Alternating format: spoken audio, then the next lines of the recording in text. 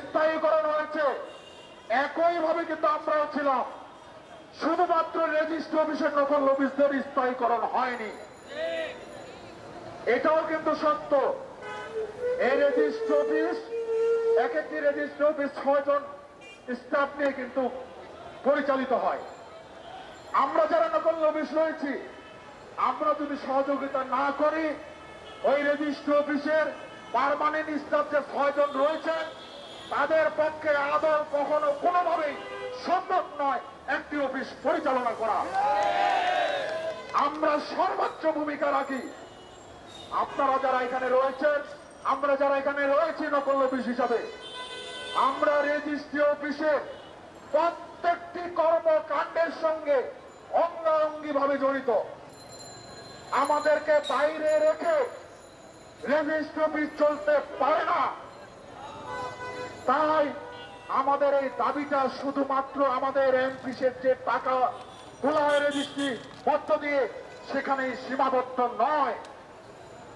আমি বলতে চাই, এই নকল অফিসরা পে অর্ডার থেকে শুরু করে একেবারে দলিল যাচাই বাছাই পর্যন্ত কিন্তু নকল অফিসদের সহায়তা নেওয়া হয়।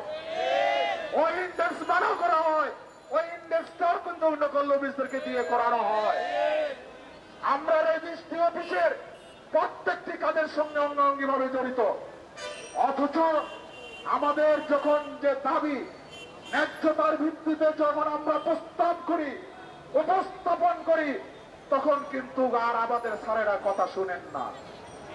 আজকে 25 দিন যাবৎ যে কথাটা আমি বলেছি ইতিমধ্যে আবারও পুনরাবৃত্তি করছি, 25 দিন যাবৎ এখানে আমরা আন্দোলন করছি, অথচ আমাদের আইটিআর অফিস কিন্তু আমাদের পাশেই, খুব বেশি দূরে নয়।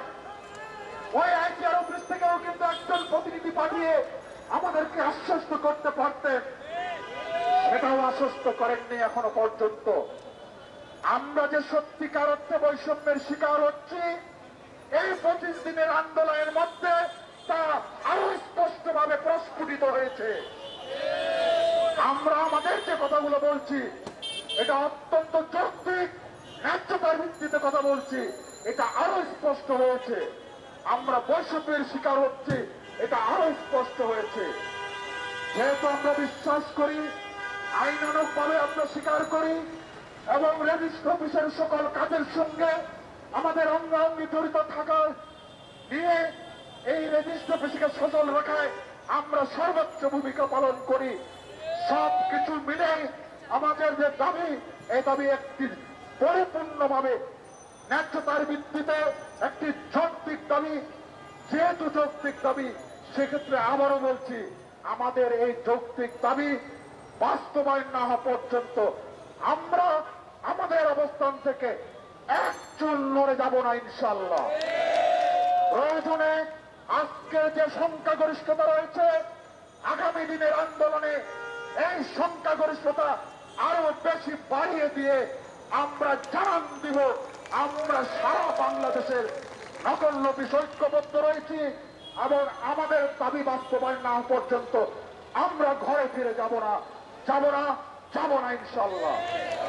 সংগ্রামী ভাইয়েরা, আমরা অনেক কষ্ট করে যদিও রয়েছি, আমাদের দাবি বাস্তবায়ন করার জন্য আমাদেরকে আরো কষ্ট করতে হবে। প্রয়োজনে আমরা আমাদের সেই কষ্টটাকে স্বীকার করে আমরা আমাদের দাবি বাস্তবায়ন না পর্যন্ত আমরা আমাদের অবস্থান কর্মসূচি চালিয়ে যাব। এই অবস্থান কর্মসূচিতে অপরাপর সকলের সহযোগিতা কামনা করে আমরা যারা এখানে উপস্থিত রয়েছি এবং যারা প্রত্যন্ত অঞ্চলে অবসর রেজিস্ট্রি অফিসে যারা আমাদের এই কর্মসূচিকে সমর্থন দিয়ে কলম বিরতির মধ্য দিয়ে অফিস বন্ধ করে রেখেছেন, আগামী তাদেরকে ধন্যবাদ জানাই। পাশাপাশি এই প্রেস ক্লাবের অবস্থান কর্মসূচিকে আরো জোরদার করার উদাত্ত আহ্বান জানিয়ে আপনাদের সকলের উপস্থিতি কামনা করে আমি আমার সংক্ষিপ্ত বক্তব্য শেষ করছি এবং তার সঙ্গে সবার প্রতি অনুরোধ করছি, আমরা যেন আমাদের দাবি বাস্তবায়ন না হওয়া পর্যন্ত আমরা ঘরে ফিরে না যাই।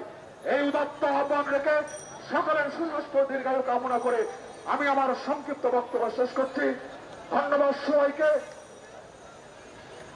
সকল নকল অফিস জিন্দাবাদ, বাংলাদেশ জিন্দাবাদ।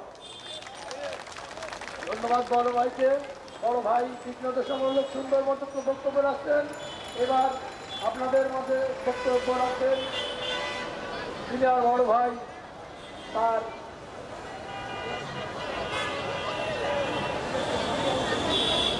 সিনিয়র বড় ভাই তীক্ষ্ণতামূলক বক্তব্য রাখবেন। আপনারা তার বক্তব্যটা সুন্দরভাবে পালন করবেন। আর সবার দৃষ্টি আকর্ষণ করছি জেলা সমন্বয়ক, জেলা সেক্রেটারি, সভাপতি, সবার দৃষ্টি আকর্ষণ করছি আপনারা যারা এখানে অবস্থান করছেন, পিছনে জসিম ভাই আছে, খাতা নিয়ে রেজিস্টার খাতা নিয়ে বসে আছে, ভাই ওখানে অ্যাটেন্ড করুন, সবাই ওখানে অ্যাটেন্ড করুন। সাইফুল ভাই বসে আছে পিছনে খাতা নিয়ে, সবাই সাইফুল ভাইয়ের সাথে সাক্ষাৎ করুন, ওখানে আপনারা স্বাক্ষর করুন।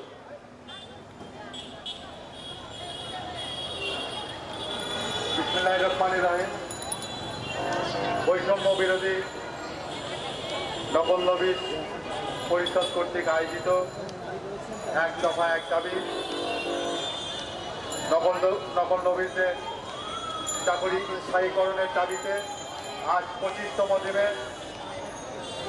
সম্মানিত সভাপতি, সম্মানিত উপাধ্যক্ষ এবং আমার সামনে উপস্থিত সারা বাংলাদেশ থেকে আগত নকল নবীর ভাই ও বোনেরা, সবাইকে জানাই আমার ব্যক্তিগত পক্ষ থেকে সালাম, আসসালামু আলাইকুম। সংগ্রামী নকল নবীর ভাই ও বোনেরা, সর্বপ্রথমে আমি স্মরণ করছি নকল নবীর জন্মলগ্ন থেকে আজ অবধি পর্যন্ত যে সকল নকল নবীর ভাই ও বোনেরা আমাদের মাঝ থেকে হারিয়ে গেছে, আমি সেই সকল নকল নবীদের বিদায়ী আত্মার মাগফিরাত কামনা করছি এবং আন্দোলনরত অবস্থায়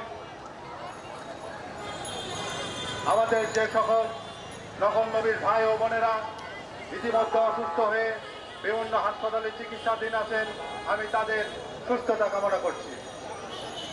সংগ্রামী নকল নবীর ভাই ও বোনেরা, বক্তব্য সবার একটাই, দাবিও একটা, এক দফা এক দাবি, চাকরি স্থায়ীকরণ। আমরা বিগত দিনে অনেক আশ্বাস শুনেছি, কিন্তু সেই সকল আশ্বাসে বিশ্বাস আমরা পাইনি, যার কারণে 24-এর যে উত্থান, সেই উত্থানের মধ্য দিয়ে যে সরকার এখন বর্তমানে ক্ষমতায়, সেই সরকারের কাছে আমাদের উদাত্ত আহ্বান, নকল নবীদের নৈতিক দাবি আপনারা মেনে নিন। সংগ্রামী